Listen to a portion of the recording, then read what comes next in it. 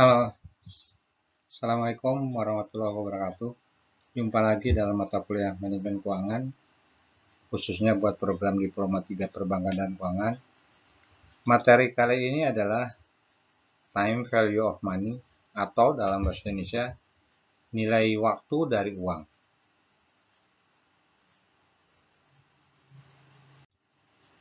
Kalau kita bicara, sebelumnya kita lihat dulu ya, apa yang dimaksud dengan time preference atau preferensi waktu atau skala waktu. Bahwa menyatakan uang saat ini lebih berarti dibandingkan uang di masa yang akan datang. Nah, pemikiran tersebut secara ekonomi didasarkan atas alasan-alasan sebagai berikut. Yang pertama, bahwa alasan inflasi, yaitu dengan adanya tingkat inflasi akan dapat menurunkan nilai uang. Yang kedua, alasan konsumsi, yaitu bahwa dengan uang yang sama apabila dikonsumsikan akan memberikan tingkat kenikmatan yang lebih dibandingkan dengan jika dikonsumsikan di masa yang akan datang. Kemudian alasan risiko penyimpanan, yaitu bahwa dengan adanya risiko yang tidak diketahui di waktu yang akan datang, maka praktis nilai uang di masa yang akan datang memerlukan jumlah yang cukup besar. Oke, kita lihat sekarang manfaat nilai waktu dari uang, yaitu membuat keputusan tentang struktur keuangan perusahaan, lease atau beli, jadi perusahaan bisa memutuskan menyewa atau membeli ya kalau ada peralatan, pembayaran kembali obligasi, teknik penilaian surat berharga, dan permasalahan biaya modal. Satu persatu kita lihat yang terjadi apabila kita bicara tentang nilai waktu dari uang, adanya bunga tetap. Ya. Bunga dihitung berdasarkan nilai pokok yang sama dan tingkat bunga dalam persen yang sama setiap waktu. Adapun formulanya adalah sebagai berikut. B sama dengan M dikali L dikali P dikali bagi 100, atau B sama dengan M dikali L dikali P dibagi 1200, atau B sama dengan M dikali L dikali P dibagi 36.000. Yang ini adalah kalau bunga untuk tahunan, ini bulanan, sedangkan ini kalau mencari harian ya. Di mana B adalah besarnya keseluruhan bunga, sedangkan M adalah besarnya pinjaman, L adalah jumlah tahun atau bulan, dan P adalah tingkat bunga dalam persentase. Mungkin untuk lebih jelasnya kita lihat contohnya ya. Misalkan perusahaan memutuskan meminjam uang ke bank untuk membiayai pembangunan gudang baru sebesar $500.000 dengan tingkat bunga 12% per tahun dalam jangka waktu 2 tahun dan diangsur 4 kali. Berapa besarnya bunga yang harus dibayar dan berapa total uang yang harus dibayarkan kepada bank? Ya, 500.000 dibayar 4 kali dalam jangka waktu 2 tahun. Bunganya 12% per tahun. Oke, kita lihat cara misalnya adalah berarti rumusnya B sama dengan M dikali L dikali P bagi 100. M-nya $500.000, jangka waktunya 2 tahun, dan bunganya 12% dibagi 100 atau sebesar $120.000. Ya. Nah, jadi bunga yang harus dibayar selama 2 tahun itu sebesar $120.000 dari pinjaman yang $500.000 tadi. Sedangkan total uang yang harus dibayarkan adalah ya, F sama dengan M dikali 1 ditambah L kali P, atau $500.000 dikali 1 ditambah 2 kali 12%, atau sama dengan $620.000. Kalau kita lihat sekarang tabel pembayaran berikut bunganya adalah seperti ini, adalah pada jangka waktunya 4 tahun. Pokok pinjaman kan pertama $500.000, angsuran pertama $125.000, sedangkan bunga per periodenya adalah $30.000, sehingga jumlah bunga angsurannya 30.000. Tahun kedua, pinjaman pokoknya sisanya 375, kan 500 dikurangi 125, tinggal 375. Angsuran kedua 125, bunga periode kedua $30.000 lagi, jumlah bunga angsurannya adalah 30 tambah 30. Sampai dengan tahun keempat ya, angsurannya pinjaman pokoknya 125.000, angsuran periode keempat 125.000, total bunga keseluruhannya adalah 120.000 dolar. Ya. Nilai uang yang pertama adalah nilai majemuk atau compound value, ya, di mana nilai majemuk atau compound value ini adalah merupakan penjumlahan dari sejumlah uang pokok dengan bunga yang diperoleh selama periode tertentu. Ya. Adapun rumusnya adalah Fn sama dengan P kali 1 plus I pangkat N. Atau F sama dengan P dikali 1 kali F. Di mana Fn ini adalah besarnya pokok dan bunga pada tahun ke N, sedangkan P adalah besarnya pokok pinjaman atau present value-nya nilai sekarangnya, I adalah tingkat bunganya, dan N adalah jumlah tahun atau bulan atau periodenya. Mungkin kita lihat contohnya ya, dari aplikasi rumus nilai majemuk tersebut. Misalkan pada tahun 2017, saudara menabung di bank sebesar 100.000 dolar dengan suku bunga 5% per tahun. Berapakah uang saudara pada akhir tahun 2019? Ya. Uang tahun 2017 kita nyimpen 100.000 dolar, bunganya 5%. Tahun 2019 berapa sih uang kita? Menggunakan rumus nilai majemuk tadi bahwa F dengan jangka waktu 3 tahun 100.000 dolar dikali 1 ditambah 0,5, 0,05 ini 5% bunganya 3 tahun pangkat 3. Maka uang kita 3 tahun yang akan datang atau tahun 2019 adalah 100.000 dolar dikali 1,157625 atau sebesar 115.762,5 dolar.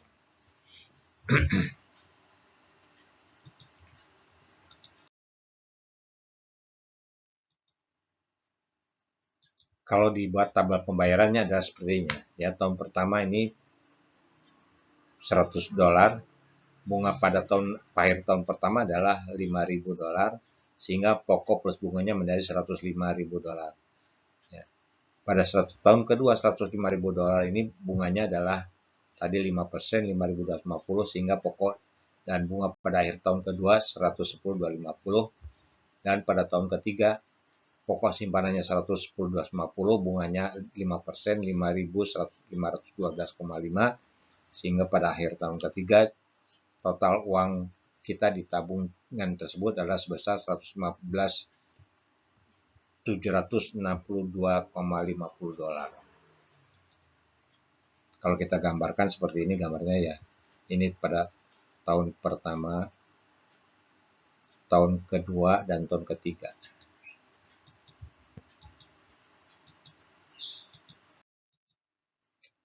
Yang berikutnya adalah nilai sekarang atau present value-nya.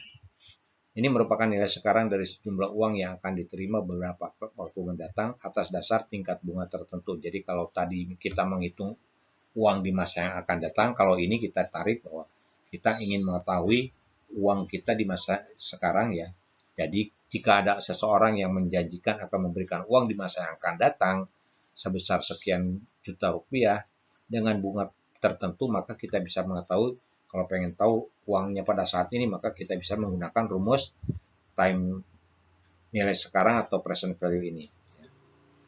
Adapun formulanya adalah P sama dengan Fn dibagi 1 plus I pangkat N.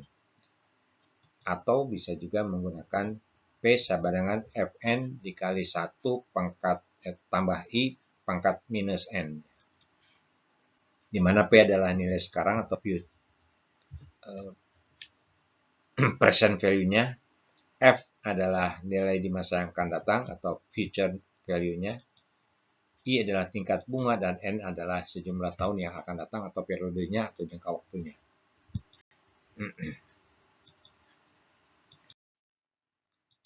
Baik, sebagai contoh dari penggunaan nilai sekarang atau present value tadi adalah berapa nilai sekarang dari sejumlah uang sebesar 1 juta dolar yang baru akan diterima pada akhir tahun kelima atau atas dasar bunga 15% dengan bunga majemuk. Jadi 5 tahun yang akan datang kita akan dapat uang sebesar 1 juta dolar 5 tahun dengan bunga 15%. Nah, kita hitung Kalau pengen tahu nilainya sekarang tuh berapa sih dari uang yang 1 juta dolar 5 tahun yang akan datang, maka kita bisa hitung dengan menggunakan rumus ini ya. 1 juta dibagi 1 ditambah 15%, 0,15 pangkat 5. Atau sama dengan 1 juta dibagi 2,011 atau sama dengan 497.265,04 dolar. Ya.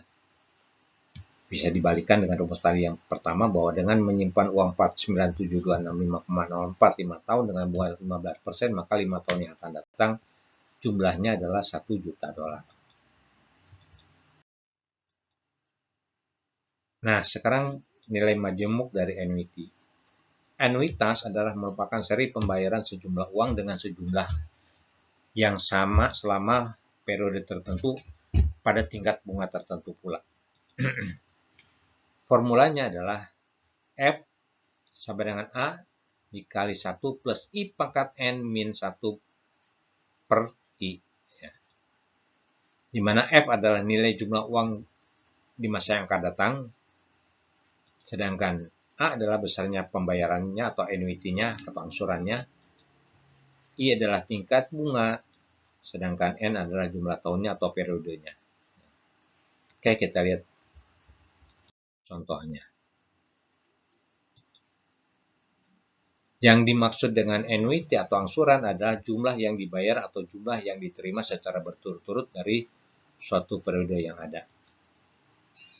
Sedangkan annuity memiliki sifat-sifat sebagai berikut. Jumlah angsurannya sama, equal payment. Kemudian jarak periode angsurannya sama, equal period between payments. Kemudian angsuran pertama pada akhir periode pertama. Kita lihat sekarang contohnya ya. Perhatikan. Perusahaan akan membayarkan pinjaman sebesar 2 juta rupiah dalam waktu 5 tahun setiap akhir tahun secara berturut-turut dengan bunga 15% per tahun. Seluruh pinjaman akan dibayarkan pada akhir tahun kelima. Berapa jumlah majemuk dari uang tersebut? Ya. Oke, jadi ini perusahaan ini akan memberikan pinjaman setiap tahun sebesar 2 juta rupiah selama 5 tahun ya berturut-turut. Kalau kita tidak bicara bunga, berarti kalau 5 tahun kali 2 juta 10 juta. Nah, masalahnya sekarang bunganya 15% dan uang tersebut akan dibayarkan pada akhir tahun kelima ya. Jadi nggak dibayarkan tiap tahun. Coba kita lihat dengan bunga 15% per tahun, maka coba berapa uangnya di masa yang akan datang ya. Jawabannya adalah F sama dengan 2 juta dikali 1 tambah 15% pangkat 5 dikurangi 1 dibagi 15%. Maka jumlahnya adalah 2 juta dikali 1,01135 bagi 0,15 atau sama dengan 13.484.760 rupiah. Oke. Jadi sekali lagi, kalau tanpa bunga 5 tahun itu kan cuma 5 kali 2 juta 10 juta. Tapi dengan bunga 15%, 5 tahun yang akan datang totalnya adalah menjadi 13.484.760 rupiah.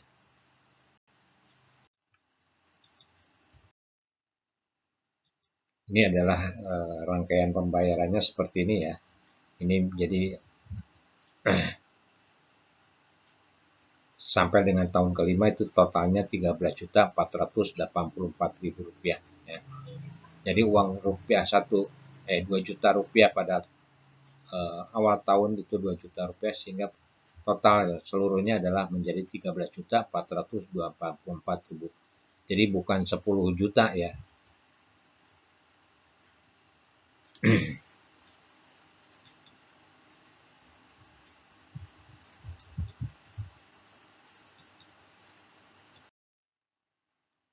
Nah, sekarang nilai sekarang dari annuity ya.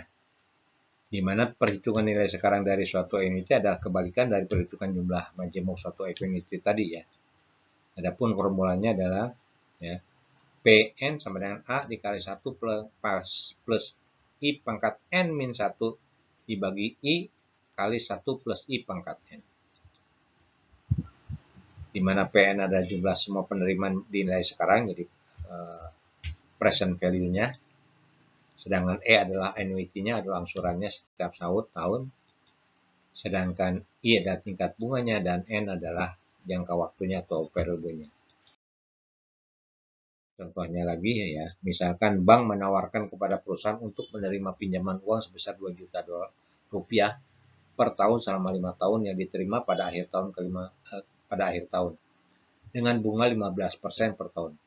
Berapa nilai sekarang dari jumlah penerimaan selama 5 tahun tersebut? Oke, ini kebalikan yang tadi. Kalau tadi tanpa bunga 5 kali 5 kali 2 juta 10 juta dengan bunga 15%. Nah, sekarang ini uangnya dibayar di muka ya, diambil sekarang pada akhir pertama ya. Kita lihat ya.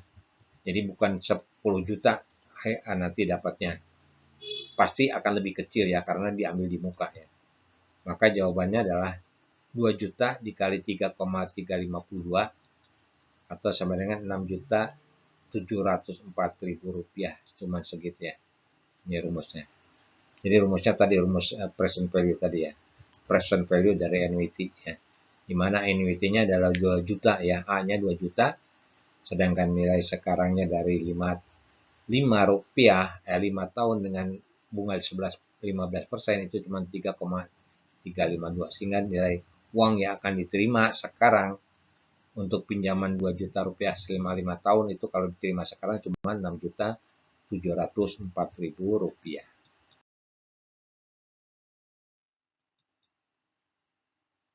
Oke, ini bentuk penerimanya seperti ini ya.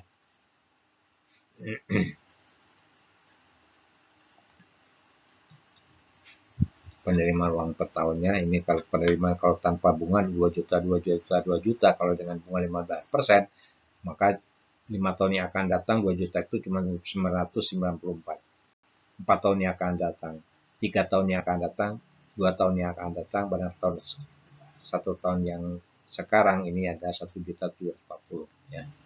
Jadi 2 juta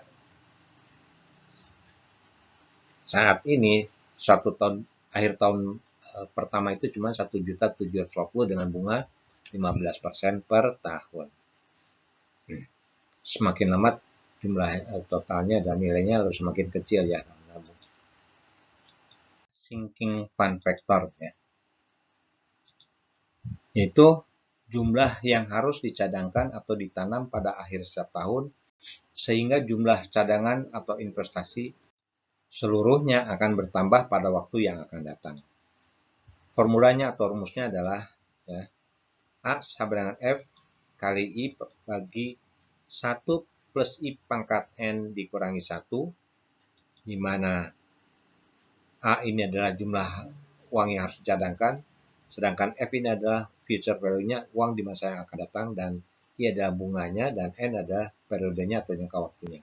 Kita lihat contohnya ya. Misalkan ada seorang yang bernilai HC ini berniat untuk membeli rumah sendiri pada waktu pensiun. Diperkirakan C ini akan pensiun 6 tahun lagi. Sedangkan rumah yang ingin dibelinya seharga 200 juta rupiah. Nah, untuk itu ia harus menabung di bank. Apabila tingkat bunga di bank 20% per tahun, berapakah uang yang harus ia tabung setiap tahunnya? Jadi berapa sih si C ini harus menyisihkan uang setiap tahun untuk membeli rumah yang harganya 200 juta rupiah 6 tahun yang akan datang. Ya, kita lihat. Jadi jawabannya adalah A sama dengan 200 juta dikali 0,20 atau 20% dibagi 1 dikurangi 0,2 pangkat 6 dikurangi 1 atau sama dengan 200 juta dikali 0,2 dibagi 2,985 kurang 1 atau sama dengan 200 juta dikali 0,1007 atau sama dengan 20 juta 140.000 rupiah. Jadi untuk memperoleh rumah dengan harga 200 juta rupiah 6 tahun yang akan datang, maka selama 6 tahun dia harus menyisihkan uang dan menabung di bank sebesar 20 juta 140.000 rupiah selama 6 tahun berturut-turut. Ya.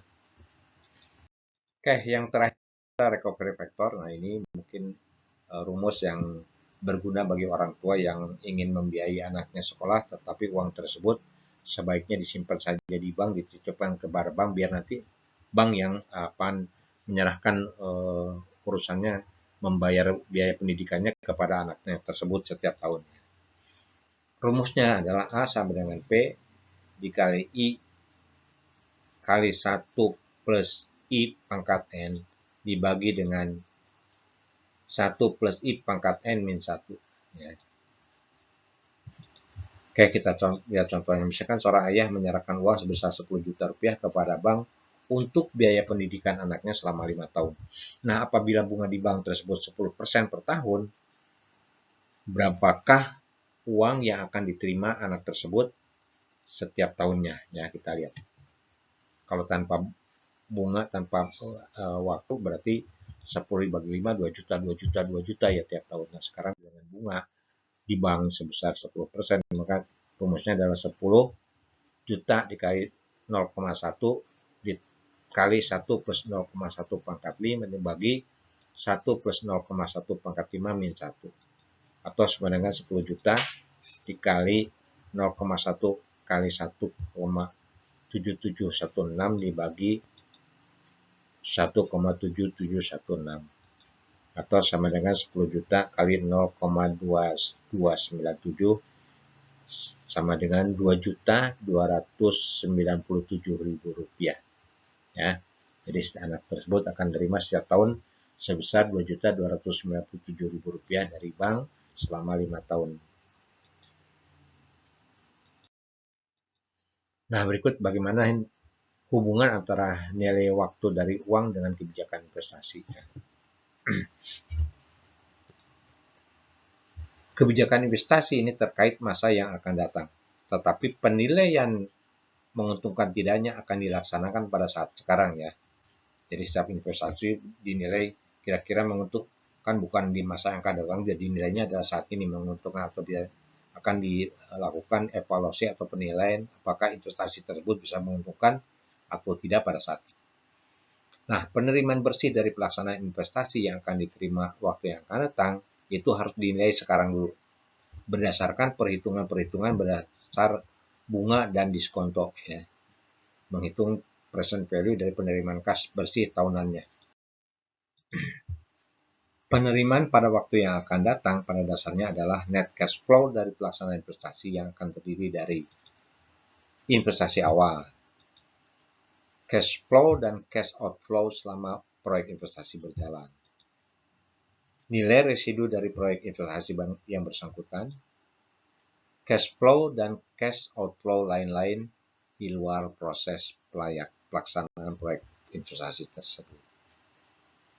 Oke, demikianlah pertemuan kita hari ini.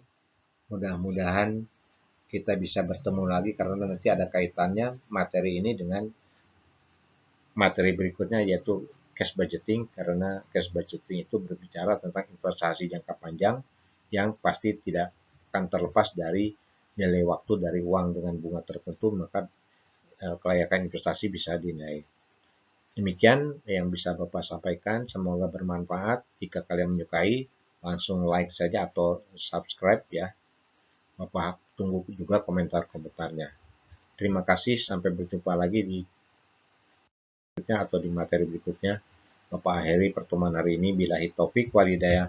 Assalamualaikum warahmatullahi wabarakatuh. Sampai jumpa.